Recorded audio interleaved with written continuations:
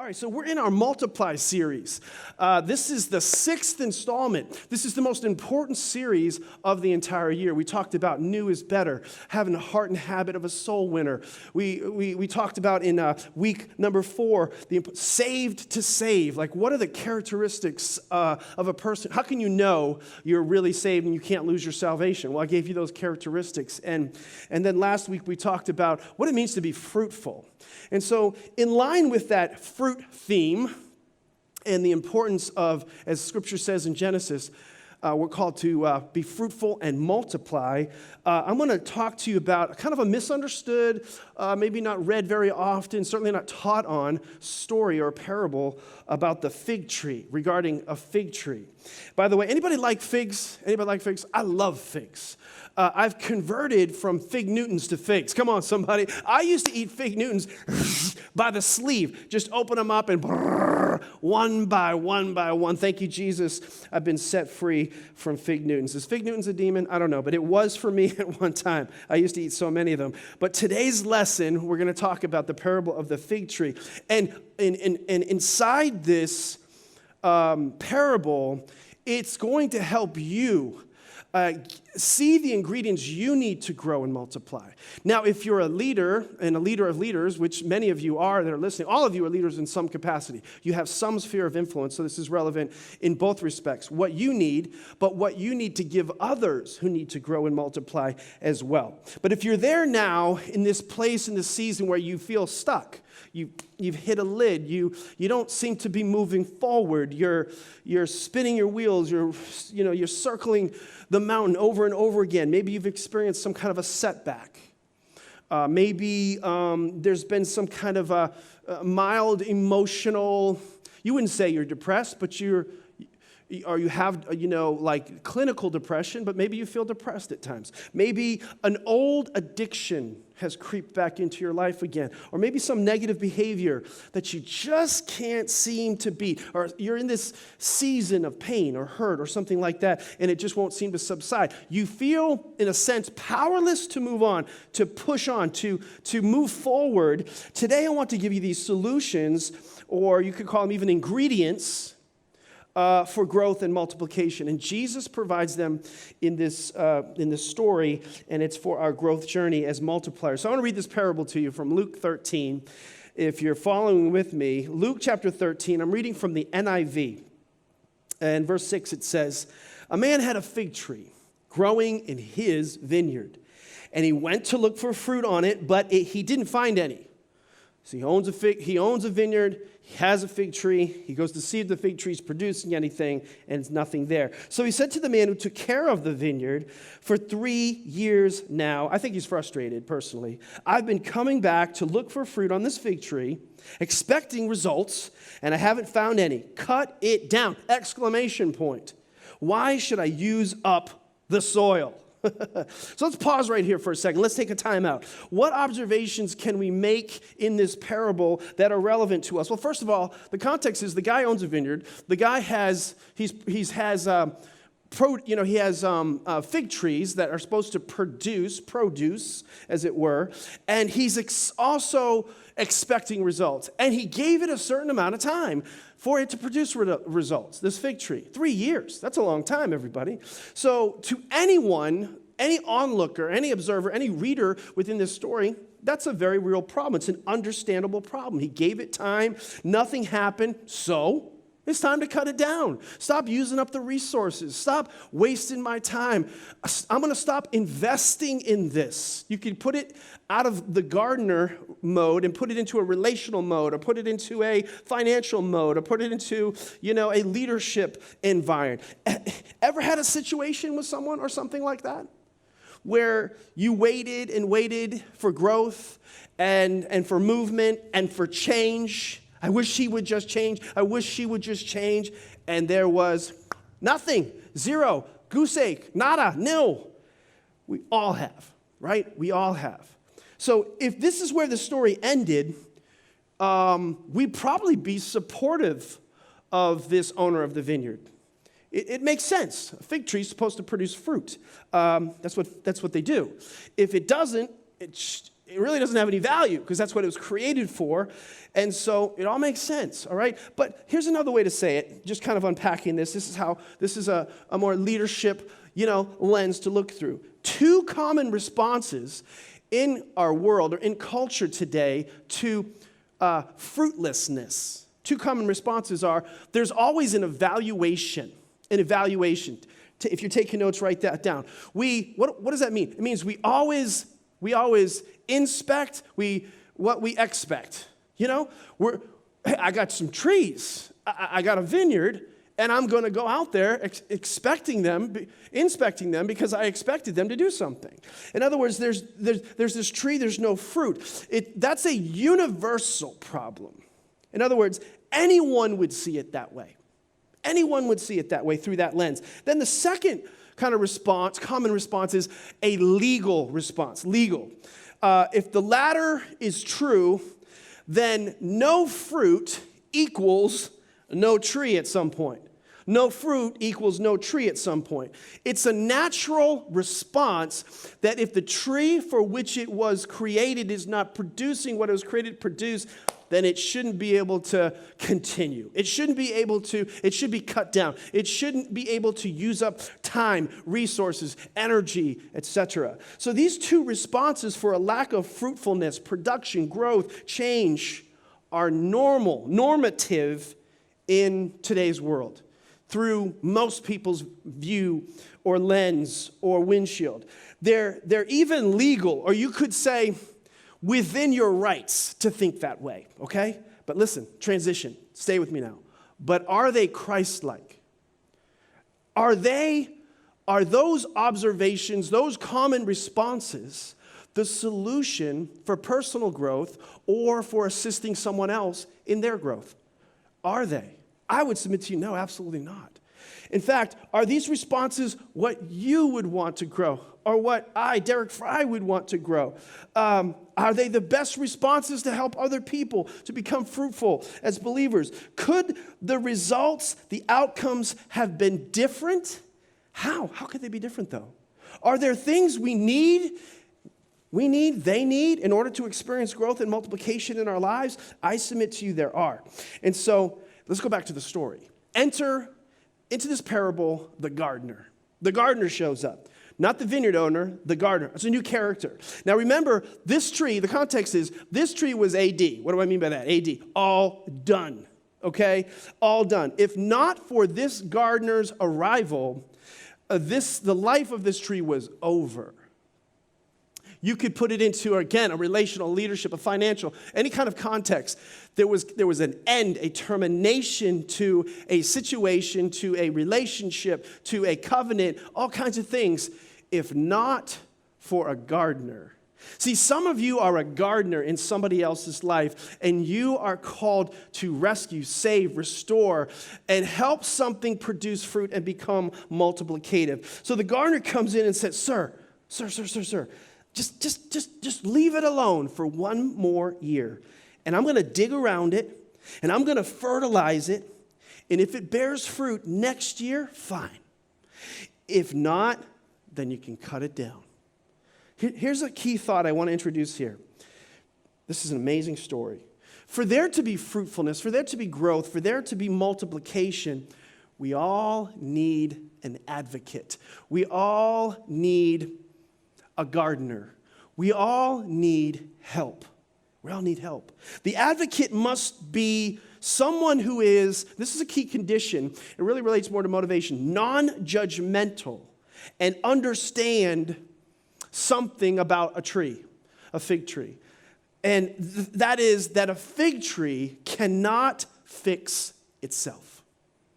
The fig tree could not fix itself. So in this last verse, this gardener gave us three solutions, three ingredients for the soil that drive the work and growth and the multiplication. The first thing he said was, I'm going to dig around it. I'm going to dig around it. The second thing he said is, I'm going to fertilize it.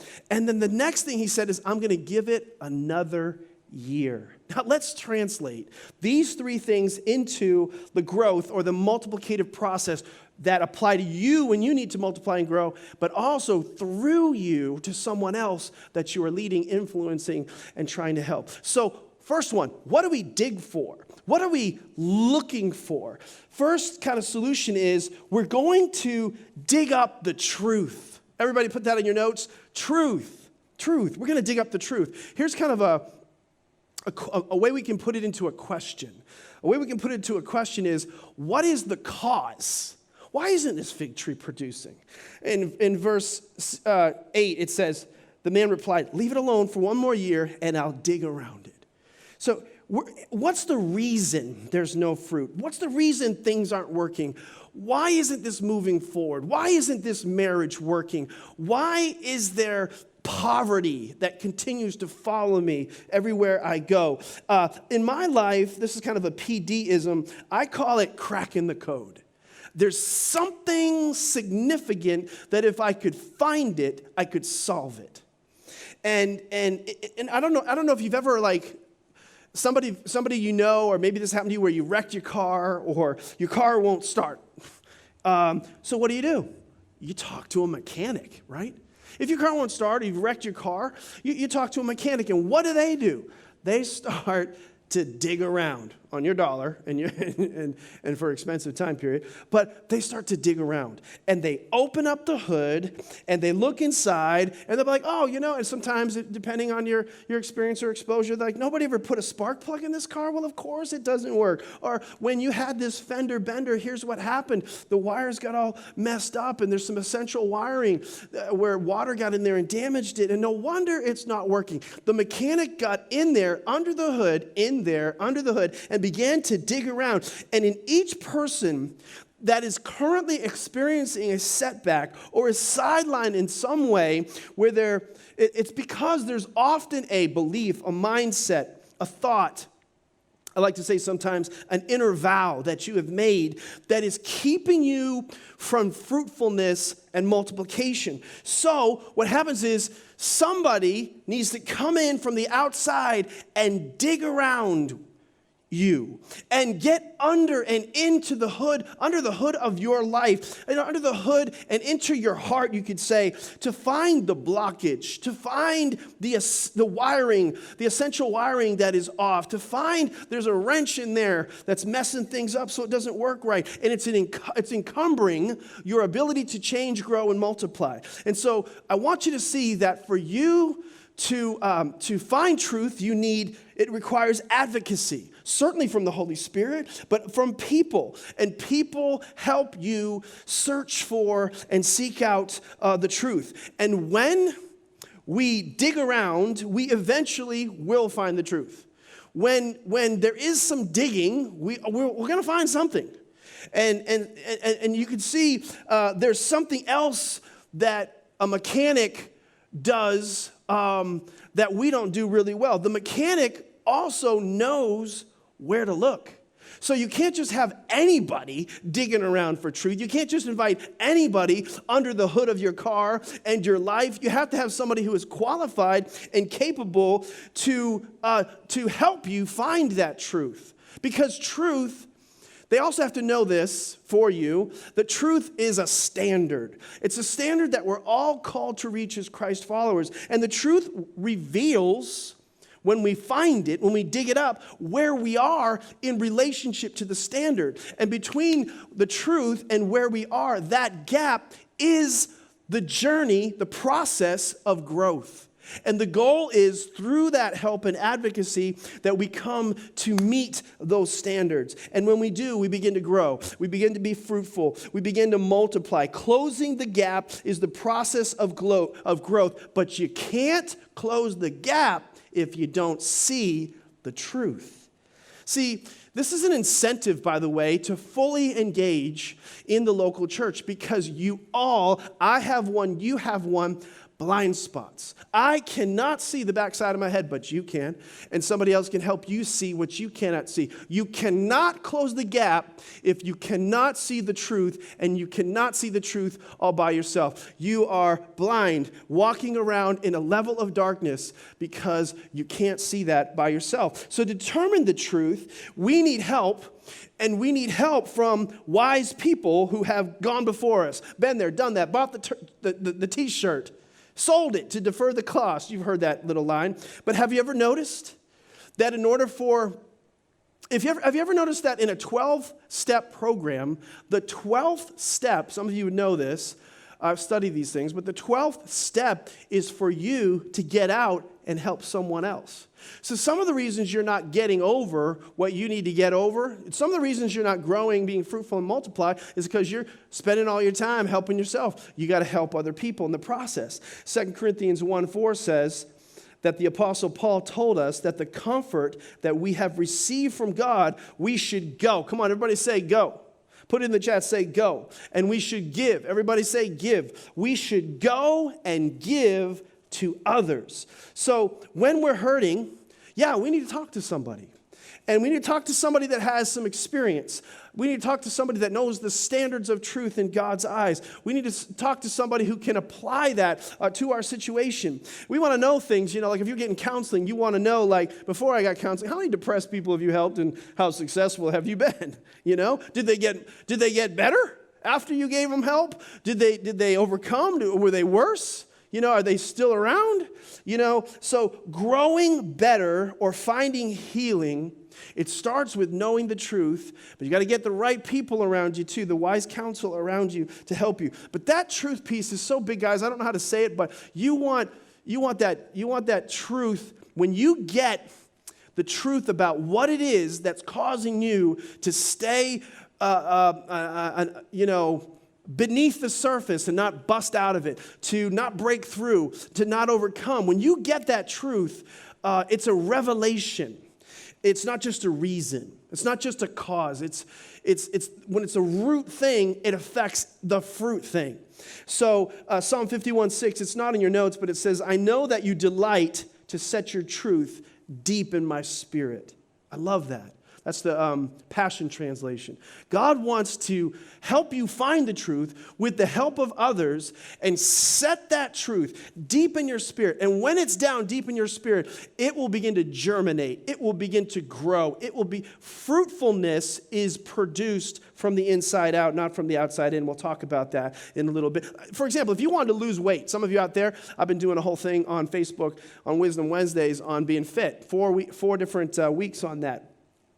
And if all you did to lose, say you want to lose 100 pounds, if all you did was step on the scale and then go, oh my gosh, and feel bad, and just look at the results, and you look at the situation, and you think, you know what, I'm going to try again, I'm going to go on a diet again. This is called a New Year's resolution. This is what that's called. Feel bad, try again, New Year's resolution. Some people refer to this as the resolution dilemma. It's so cyclical. And all the research shows that the best way to gain weight is to go on a diet.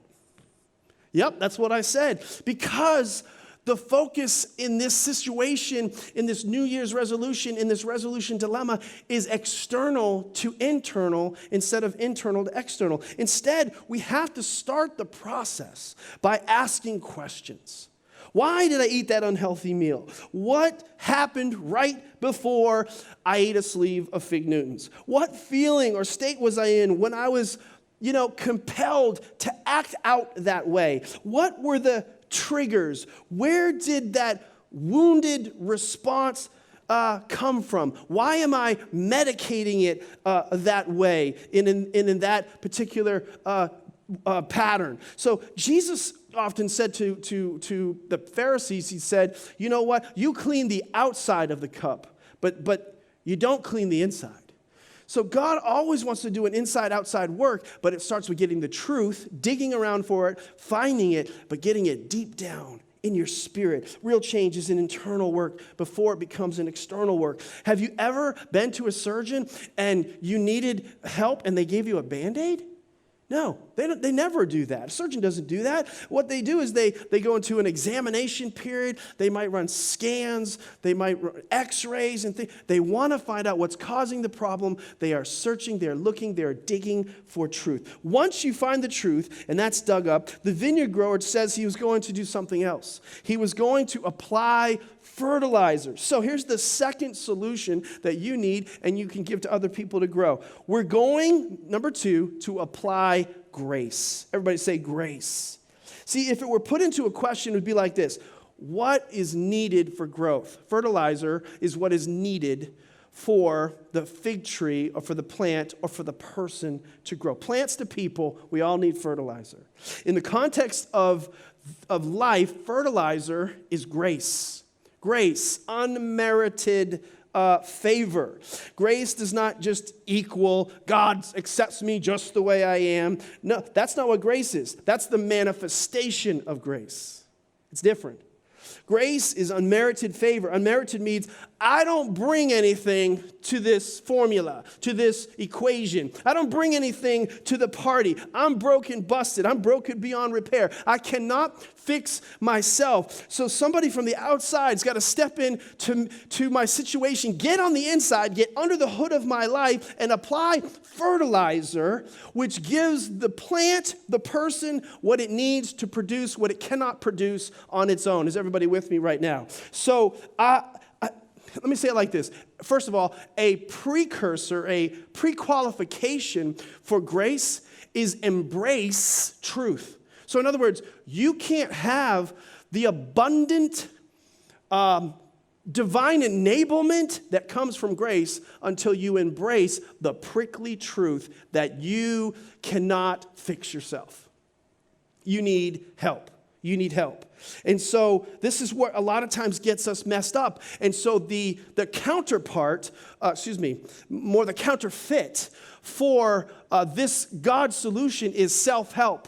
Self-help. Self-help doesn't completely or complete anyone. Self-help really doesn't help ultimately. In fact, God is the only one who is self-sustaining.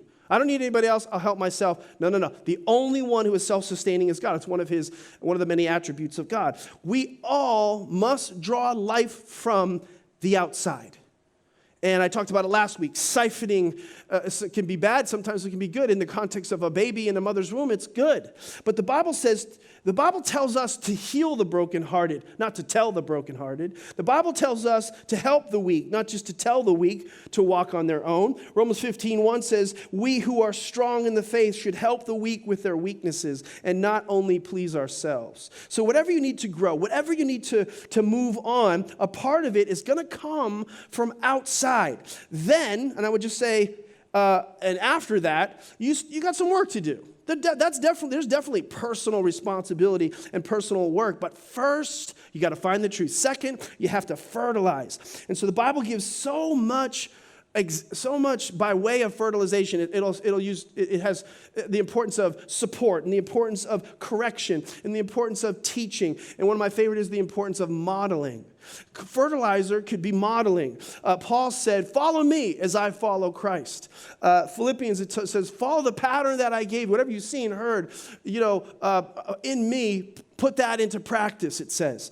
In Philippians 3 and Philippians 4, it says that. So modeling is one of the best ways the human system changes.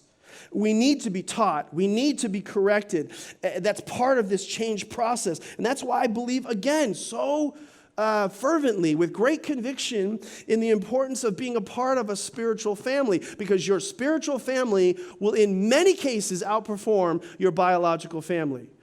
Because it's broken, and God has created an environment with the same ideals and same values where you can, as we say this in small group training, where you can connect. In a small group, you connect. In a small group, you protect. In a small group, you grow. You grow. So as a body, we should be about helping each other, connecting. Scripture uses terms like ligaments and joints and sinews. These are metaphors. This is terminology the Scripture uses to talk about the many aspects of relationship that keep us healthy and help us grow. In Ephesians 4, it says, as each part does its special work. Each part. Are you in each? Say, I'm in each. And I have a special work, a special part, a special role that helps others grow. And so we need to dig around. We need to find the truth. Then we need to fertilize or apply grace. And these are to coexist, and they are inextricably connected to each other. Truth without grace, I heard this said, truth without grace is mean, and grace without truth is meaningless. Amen. So here's number 3. The final solution, and perhaps the hardest to calculate, the hardest to live out for most people is we got to give it some time. We got to give it time. This is the hardest point for me to make because everybody wants to formalize it. Everybody wants black and white about this. But if we were to put this into a question, this is the third solution to help you personally be fruitful and multiply and for you to help others. If you're a counselor, this is priceless information. This is like classic stuff. But if you to put it into question, what are the time limits? Like, okay, I'm digging around for truth. I found it. Now I'm applying grace. And how long do I go with this? How long do I wait? What's the time limit? Once you've discovered the truth and the gaps between the standard of truth and where you are, and once you begin to bring the support and the correction and the teaching and the modeling, how long do we give ourselves and how long do we give others? You know, in this story, he gave 4 years, if you're looking at it fully. If you want to look at it, maybe you could just say just 1, depending on which angle of this. But in Luke 16, it said, "Sir," the man replied, "leave it alone for 1 more year." So we'll just use, in this case, let's just say it was 1 year once he got what he needed to grow. So the Holy Spirit spoke to me moments after I wrote this down, and I was reading this particular parable, and he spoke to me, and he said this to me. He said, "Son," and I hope I can translate this, but son, if the person felt like they were redeeming time and not doing time, by the way, the time you gave them, in this case of the story, if they felt like you were redeeming time and not doing time, then the outcomes would be vastly different. I'm going to say it again because I'm not sure it's coming through. Son, he said to me, the person that you're waiting for to produce, the person that you've given time, the person that you've helped them find the truth, you've dug around for it, and you found it. It's down in there now. They know it. Here's where they are. Here's where they need to go. The person that got the fertilizer and the grace that they needed, if that person that you're trying to help grow felt like they were redeeming time and not just doing time, the outcomes would be vastly different. What does he say? Think about it. If the person that you are giving this time are they under grace in your heart? Are they under the law in your heart? Are they in your heart likely to fail, but you want to just be able to say, well, I gave them a chance. I gave them a year. Or are they in your heart likely to succeed?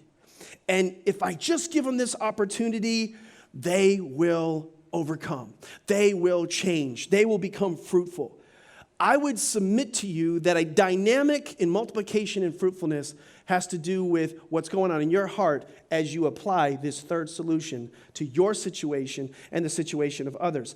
Another key ingredient, I think, is this.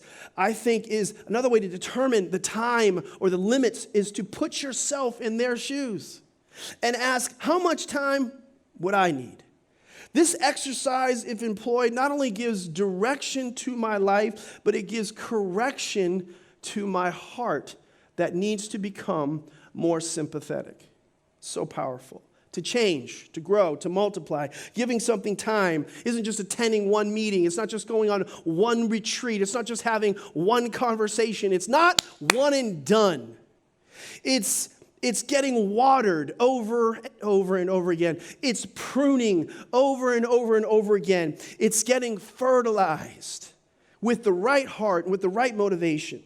I have a friend who was a horrible alcoholic. He lost his family. He lost several businesses. And And he got into recovery and failed over and over again, but now has been sober for 30 years. And I asked him, how did you get sober? He said, well, it wasn't hard. I just went to 3 AA meetings a day. And my goal was to make it from one meeting to another meeting without stopping at, the liquor store. And over time, he just kept doing that and doing that over time. And it would get easier. It would just get easier. His dosage level initially, the amount of fertilizer and the amount of support that he needed was higher than the average person. And I just don't think, and I think sometimes we think and we behave like it's one injection. It's just one shot of truth. It's just one dose of grace. And then we give up. God has given each of us a specific spiritual metabolic capacity or function where we take what we did in conversation, we take what we heard in a small group at Connect, we take what we listened to online at church, and we go out and we live it out, and then we fail, and then we do well, repeat. And when we keep coming back again and again, and we get a little bit more, and we go a little bit further, that's called growth. That's called becoming fruitful. That's called multiplication. So here's what I want you to do as I begin to wrap things up. I want you to take the parable of this fig tree, and I want you to ask yourself something. 2 questions. First question is, what are the ways in which I'm getting the grace, the truth, and the time I need? You might need to make some changes in your life, in your relationship, in your efforts, so that somebody's helping you find the truth. Somebody or somebodies are helping you with the fertilizer you need in your life. That's why you need a local church. And you're in a situation where there's limits, but it's with the right motivation and it's with the right heart. Second question is, if I'm a leader, and you are a leader to some extent, to some level, what are the ways in which I'm giving truth, grace, and time to other people? Consider why the healing or growth process happened for you in the past. I bet some of these ingredients were there. I bet you needed probably all 3 of them to produce whatever it is you've produced. Let me tell you it like this. God doesn't expect you to change by yourself, by your own knowledge, by your own strength, by your own wisdom. No, if that was possible, Jesus would not have had to die. Think about it. Think about how much God believes in your inability, not just your ability. Yeah, see, we judge ourselves by our inability, but God embraced your inability so much that he chose to die for it, to stop the judgment of the owner of the vineyard. He came as a gardener so that you could be fruitful and multiply once again. Jesus didn't die just to leave us where we are, depressed and anxious and stressed and underachieving. No, he died to begin the process of removing the judge that kills growth. Jesus, he sanctifies us over time by bringing us the grace, the truth, and the time that we need to be fruitful and multiply. Just this last week, my grandson was over my house, my grandson Zion. We call him Zion. We have these little names for him. And when Zion, as a little over 2 years old, doesn't know how to do something or figure something out, he'll always come over to me. And he comes over, and he had these eggs from Easter, and he couldn't put them back together again. And he wanted to put something inside them and put them back together. Just simple task. And he'll come over to me right beside me on the couch and go, "Poppy, help." It's not help, by the way. It's help. Okay, so it's like hell meets Yelp. Help. But it'll say, "Poppy, help."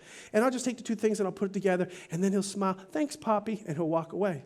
What's so beautiful about my son Zion is, and what I think we need to do is, we all need to come to the realization, better yet, the revelation, like Zion, like in the story of the parable, that you need help. You need help. That you can't figure out everything by yourself, that you can't save yourself, that you can't grow all by yourself. And I would say to you, like Zion said to me, invite Jesus. Are you ready to ask for help today? Are you ready to invite him into your life and say, "I can't do it by myself"? With every head bowed, with every eye closed, wherever you are in the world today, would you just say this with me? If you've never said this before, it's so important that you understand that Jesus is the gardener. And he wants to come into your life, and he wants to give you truth. Jesus said, I am the way, the truth, and the life. No one comes to the Father but by me. Jesus is grace. You don't deserve it. It says in God's word, for by grace are ye saved through faith, and that not of yourselves. You can't fix, save, rescue yourself. It's a gift of God, not of works, or we brag about it, we boast about it. If that's you today, and you want to embrace truth, you want his grace, God is giving you a moment right now to make that decision. I don't know how much time you have for that, but maybe today is the time for you.